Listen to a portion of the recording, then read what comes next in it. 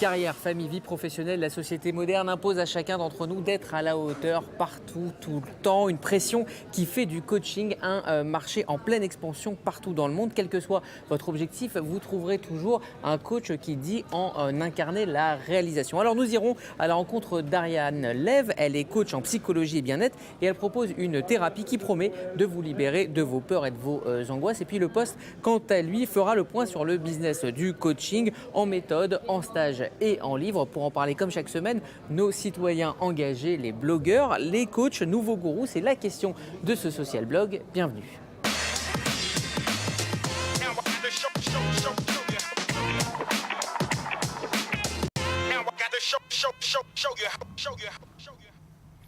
Merci à vous, Myriam Schermer et Jonathan Parianti, d'être avec nous pour ce social blog. Et avant donc de parler du coaching et de ce qu'il révèle, voici 3 infos venues des 4 coins du monde.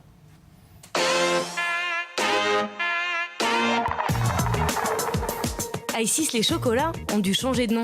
Dur en effet de vendre des figurines qui s'appellent comme l'État islamique en anglais. Un deuxième changement de nom en 9 mois pour l'entreprise qui début 2014 s'appelait encore Italo-Suisse bien qu'étant belge. Ils s'appelleront désormais Lindbert du nom du chocolatier, un choix moins risqué. L'avion du futur sera sans fenêtre mais tapissé d'écrans. Une agence de design britannique fait grand bruit dans le monde de l'aérospatial en voulant reproduire sur les parois de l'avion ce que verrait le passager autour de lui si les parois de l'avion étaient translucides. Vertige garanti. Se marier sans mari, c'est ce que propose une société japonaise aux femmes qui veulent vivre la beauté et l'angoisse du jour J, mais sans compagnon. Au programme, choisir une robe de mariée, un bouquet, coiffure et maquillage. Si elles le souhaitent, un homme entre 20 et 70 ans peut aussi leur tenir le bras. Mais jusqu'ici, toutes les japonaises qui se sont mariées seules ont choisi de le faire seules. Jonathan, votre choix parmi ces 3 infos? Eh bien, j'ai bien aimé le mariage en solo, voilà. Ce qui nous montre encore une fois que les Japonais excellent dans l'innovation, mais aussi un peu dans le n'importe quoi. Oui, c'est pas forcément une super innovation. Myriam, votre choix? Les chocolats Isis, évidemment, je trouve ça très drôle. À noter que la série Downton Abbey, la super série Downton Abbey, a le même problème. Ils ont un chien qui s'appelle Isis. Et donc, c'est devenu la risée d'Internet ces derniers temps. Ils prétendent que c'est d'après la déesse égyptienne, etc. Mais c'est trop tard. Et ils vont changer de nom ou pas? Ils sont en train de faire mourir le chien, je crois. Ah d'accord, c'est encore pire, hein, très bien. On va passer au sujet du jour, carrière, famille, relations amoureuses. En une petite dizaine d'années, les coachs ont fait leur apparition dans tous les domaines de la vie, au point de faire éclore des nouveaux gourous. Le coaching est-il une nouvelle religion? C'est la question posée par le poste de Marie Semelin. Because I'm good enough, I'm smart enough, and doggone it, people like me. Le coaching est la nouvelle religion. Comme la formation dans les années 80, maintenant il ne faut jurer que par le coach. Avec des livres où en vrai, les bouquins de self-improvement sont en top des ventes pour nous apprendre comment se faire des amis et influencer les gens, comment trouver son âme sœur sans perdre son âme, l'art noble de séduire les femmes, comment bien s'habiller par rapport à notre corps, comment trouver un bon boulot en 90 jours, comment trouver votre mission dans la vie, comment être un bon boss et comment dire non quand vous ne voulez pas dire oui. Même le fameux TEDx organise des conférences pour apprendre à dire non, car aujourd'hui tout est possible, tout du moins c'est la punchline des sociétés modernes. Et si tu t'habilles mal, que t'as un boulot bof-bof, que t'arrives pas à dire non à tes amis, que tu es passionné par rien à part Grey's Anatomy et que tu n'as pas de but transcendantal dans la vie, c'est ta faute et celle de personne d'autre et t'es un gros loser. Et le business pour être un winner, ça marche. Le marché du coaching pèserait 11 milliards de dollars rien qu'aux États-Unis. Ça comprend les bouquins, les cassettes, les séminaires, les sites internet, blablabla. Mais quant aux coachs eux-mêmes, dur de savoir exactement combien ça leur rapporte et qui ils sont, car la profession est très peu réglementée. Ils peuvent s'appeler consultants ou trainers ou s'auto-baptiser n'importe quoi. Reine de la clique, Oprah Winfrey, la reine du talk-show américain, a elle aussi un life coach, ce qui ne l'empêche pas depuis quelques années d'avoir son émission Leçon de vie, où elle disserte sur à peu près tout. Et si vous préférez lire que regarder des vidéos, ce livre est l'équivalent couteau suisse pour s'auto-coacher.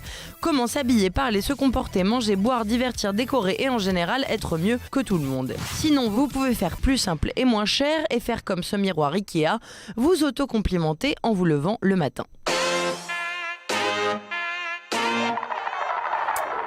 Alors, pour se rendre compte de ce qu'est le coaching, on a des chiffres qui datent de 2010 de la Fédération française de coaching. C'est plus de 105 millions d'euros et surtout une progression constante dans les organisations publiques, les entreprises publiques et les grandes entreprises. C'est-à-dire que le coaching s'est installé partout, pas forcément dans le domaine du bien-être. Alors, est-ce que pour vous, Myriam, cette présence et cette progression fulgurante du coach, c'est un symbole d'une société qui en demande toujours plus à l'individu, qui doit se coacher, s'améliorer, être meilleur?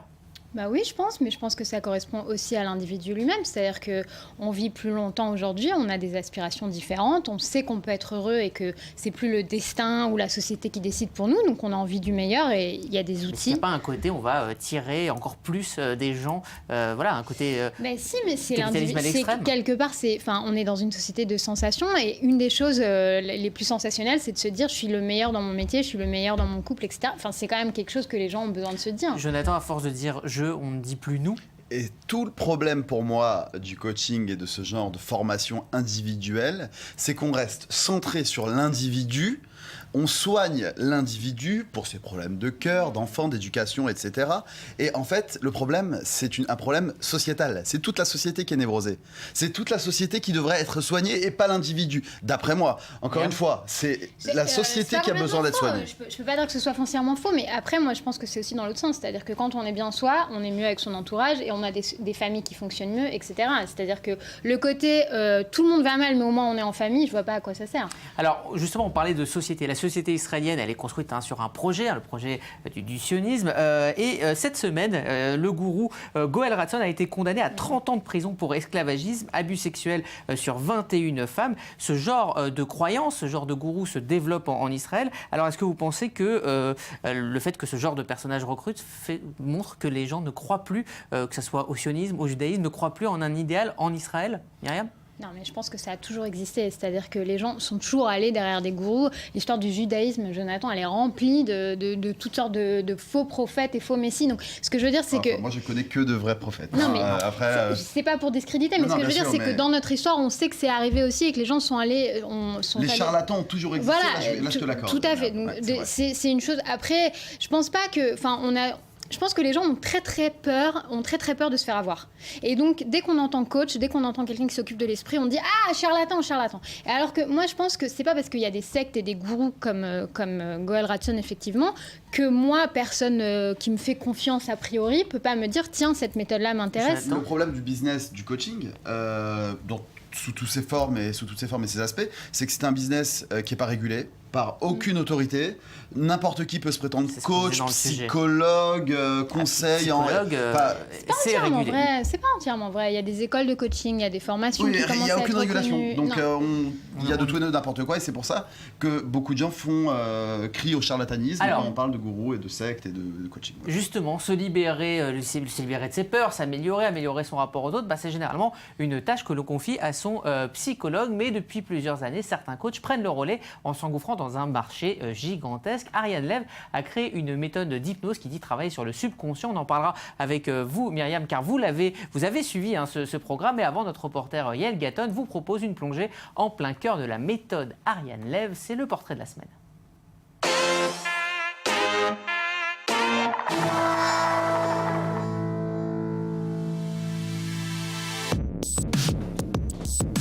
Ariane Lev file à son cours. Elle a fondé et développé la méthode Ariane Lev du subconscient, une méthode qui promet, si ce n'est une révolution intérieure, au moins une amélioration de sa propre vie. Respire par le nez.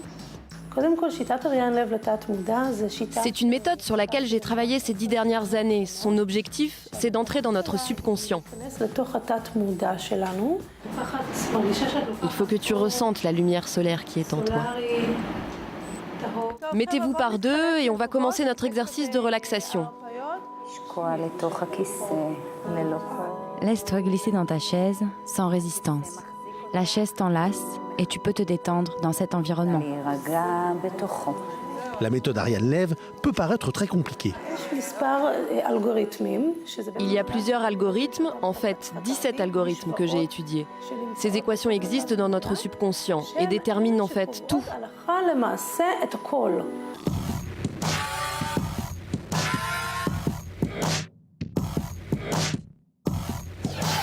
Mais pour ceux qui connaissent un peu le jargon de l'auto-amélioration, Oprah Winfrey, Dr Phil ou Le Secret, les exemples de Ariane Lev peuvent sembler familiers. Par exemple, pour un algorithme appelé amour égale rejet. Ils ont eu la chance de trouver l'amour, mais à un moment donné, le code interne que le cerveau lit identifie l'amour comme un rejet et fait que la femme ou l'homme crée une action inconsciente, subconsciente, qui va le rejeter.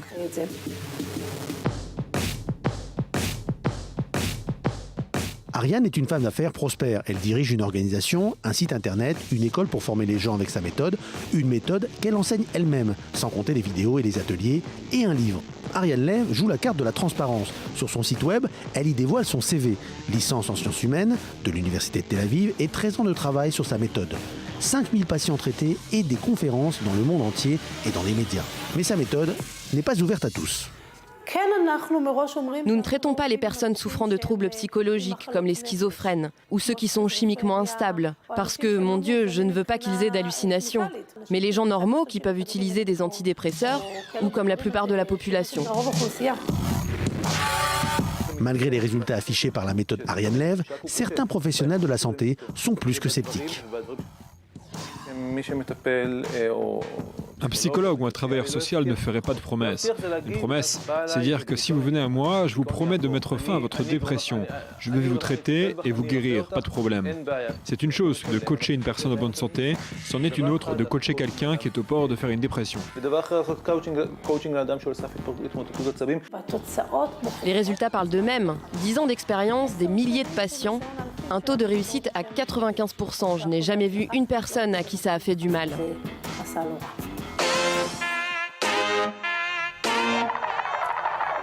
Myriam, vous avez utilisé cette méthode. Vous dites que ça a marché sur vous. Vous avez un esprit plutôt cartésien. On vous connaît dans Social Blog.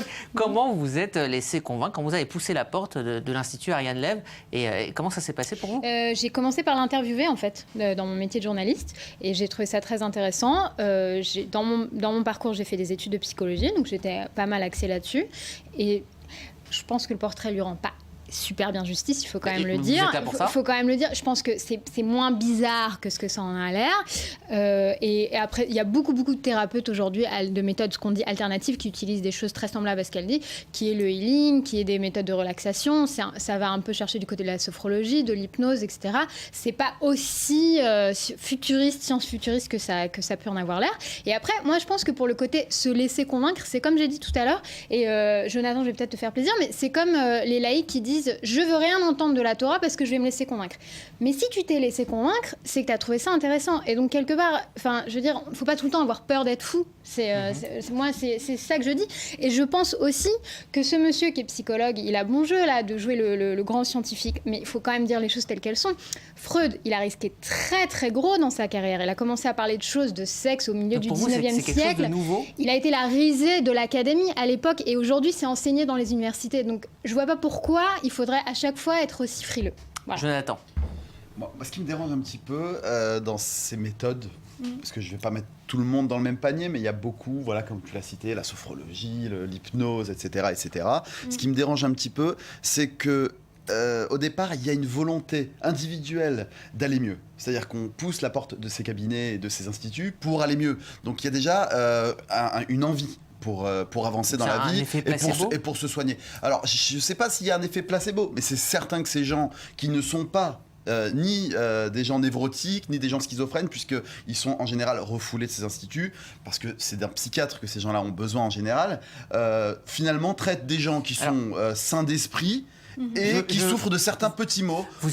Je suis sceptique. On le sait, vous êtes donc plutôt religieux, et dans le monde religieux, beaucoup de personnes, d'ailleurs moins religieux, vont voir ce qu'on appelle désormais les rabbins gourous. Je voudrais vous montrer cette image du rabbin Pinto qui a eu des démêlés avec la justice pour corruption. Ce sont des rabbins qui ont des certaines fortunes et qui ont beaucoup d'influence dans le monde de la finance et sur les gens. Il dit, je ne donne pas des conseils, seulement des bénédictions. Est-ce que pour vous, aller consulter un rabbin, je sais que vous consultez assez souvent un rabbin, même avant de venir dans cette émission, pour savoir quoi dire. Est-ce que c'est pas finalement votre gourou? Non, alors, faut bien distinguer deux choses. L'affaire Pinto, qui est une affaire qui est assez compliquée, avec de la corruption, des conflits d'intérêts.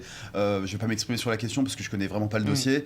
Alors, Rabbin Gourou, Rabbin Pinto, j'en sais rien. Pour vous Non, pour moi, le rabbin aujourd'hui occupe une place dans les foyers israéliens et juifs en général, qui est une place de conseil, aussi évidemment de bénédiction. Mais ça prouve bien justement quelque chose, que quelles que soient ses convictions, qu'on soit religieux ou pas, on a besoin de guides, on a besoin de conseils. On a besoin d'être suivi par des personnes qui soient responsables, et comme j'ai l'habitude... Et on n'est plus capable de le faire soi-même. Mais je pense qu'on n'a jamais été capable de le faire soi-même. C'est-à-dire qu'on a toujours eu des institutions qui dirigeaient les gens, qui encadraient les gens. Aujourd'hui, on est beaucoup plus libre qu'avant, donc on a beaucoup plus d'angoisse. Oui, justement. La société aujourd'hui est tellement chamboulée avec tout ce qu'on nous balance au visage qu'aujourd'hui, plus qu'avant, on aurait besoin d'un rabbin, d'un psychologue ou d'un psychiatre. À chacun son coach. Non, mais on est d'accord. On aura compris. C'est la fin de cette émission. Merci à tous les deux d'avoir été avec nous. Merci à l'équipe qui a préparé cette émission. À vous de nous suivre. Vos réactions, vos questions, c'est sur la page Facebook de Social Blog, sur laquelle vous trouverez le bonus de cette émission, là où le débat continue. On se retrouve la semaine prochaine sur i24 News, et d'ici là, restez connectés.